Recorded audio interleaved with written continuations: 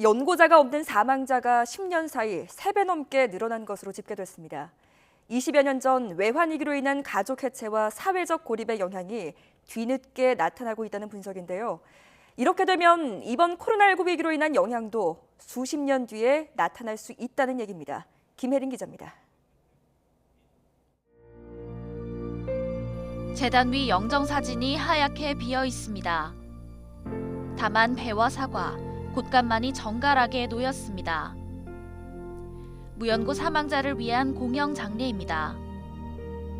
고인에 대한 소개는 아주 간단할 수밖에 없습니다. 서울시 구로구에서 사시다 지난 2022년 4월 22일 병원에서 돌아가셨습니다.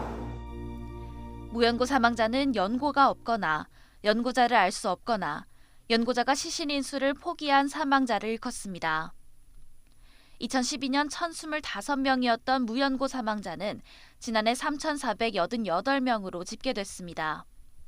10년 사이에 무려 3배 넘게 급증한 겁니다.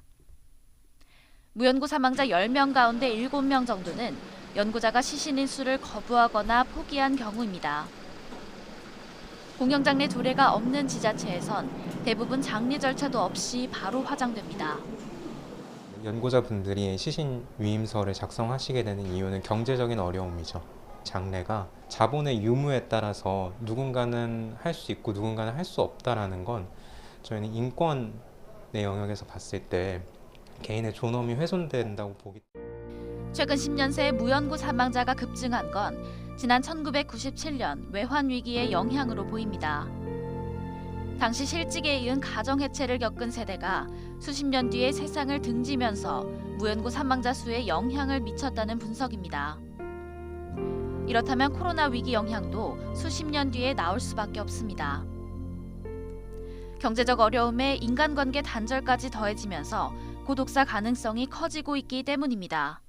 일자리의 불안정성을 만들어주는 중요한 사건이기도 하지만 고립돼서 사는 삶의 방식 자체가 조금 더 확대되었다는 것에 관계망보다는 혼자서 다 문제를 해결하는 방식으로 전환되면서 고독사의 상황 이런 것들이 더 발생할 수 있다라고.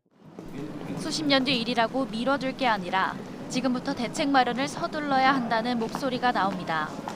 유언을 통해서 이제 가족이 아니라 가까운 지인이 장례를 치를 수 있도록 무연고 시신의 최소한의 존엄성을 지킬 수 있도록 좀 이런 전국적인 조례 제정이라거나 아니면 무연고 사망자의 장례에 대한 지원 체계를 만들어야 할 것으로 보입니다. 코로나 위기에서 벗어나는 시점에 경제 위기라는 또 다른 먹구름을 맞이할 수도 있다는 전망이 나오면서 사회적 대책 마련은 더욱 절실해 보입니다. YTN 김예린입니다.